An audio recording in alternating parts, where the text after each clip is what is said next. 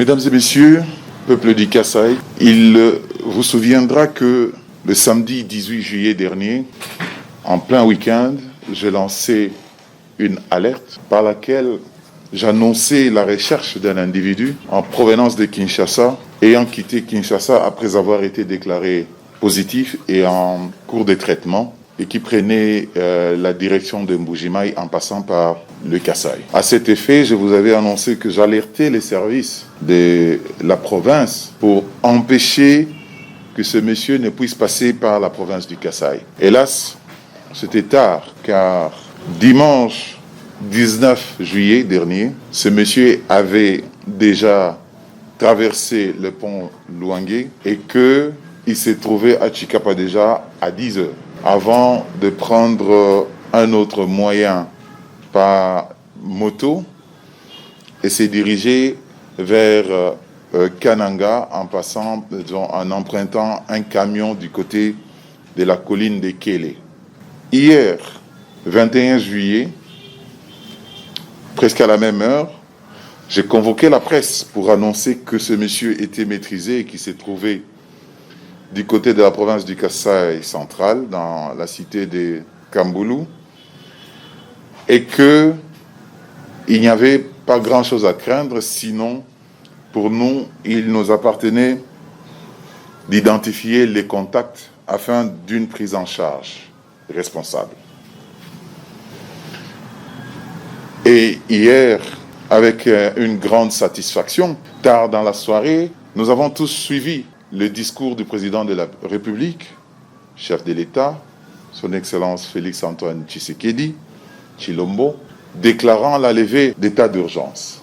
Alors que nombreux parmi vous s'apprêtaient à reprendre la vie normale face à la restriction qui était la nôtre pendant la période bien connue d'état d'urgence, nous avons été surpris ce matin par une autre nouvelle, celle qui nous annonce un cas positif trouvé dans la ville de Tshikapa.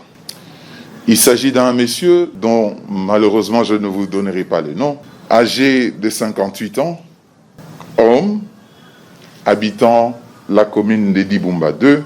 Vous excuserez ma discrétion car pour la discrimination, je ne peux aller plus loin, qui a été déclaré positif.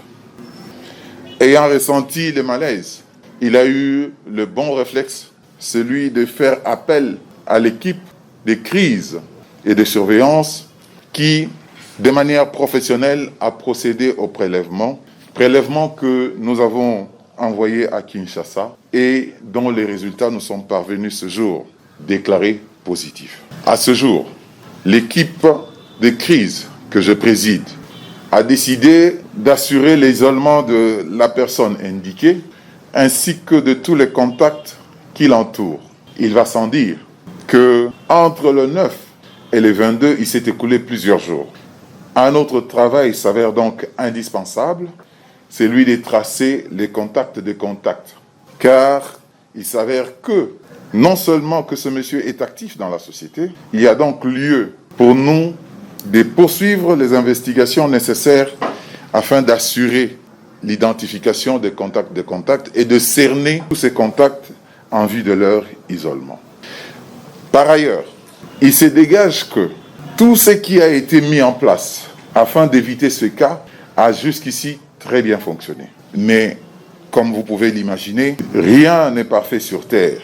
Ce monsieur a réussi à passer le muraille que nous avons dressé par le pont de Louangué, ce qui me pousse à prendre des mesures urgentes qui vont suivre dans les jours à venir. En attendant que nous puissions identifier les responsabilités, j'ai décidé ainsi de déclarer la pandémie dans la province du Kasaï. Et par conséquent, j'ai décidé également de rendre obligatoire, autant que le président de la République l'a instruit, le port des masques à travers la ville de Tshikapa ainsi que toute la province du Kasaï. Je suis convaincu que le peuple du Kasaï, fort de sa discipline, fort de sa capacité à résister contre les fléaux et les attaques injustes, résistera et s'en sortira fort.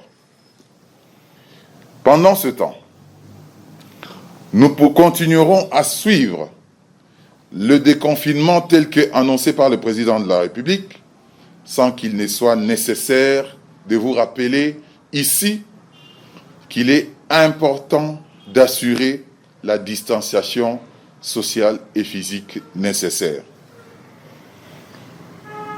En apprenant que votre voisin, votre frère, votre sœur, votre père ou votre mère est en difficulté sanitaire, veillez ne pas le chasser.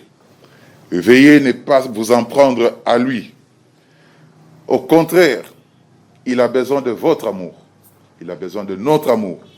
Il a besoin de notre compassion. Voilà pourquoi, dans la mesure du possible, en respectant la distanciation nécessaire, je vous inviterai à leur apporter votre attention nécessaire. Que Dieu vous bénisse, que Dieu bénisse le Congo, que Dieu bénisse le Kasaï. Je vous remercie.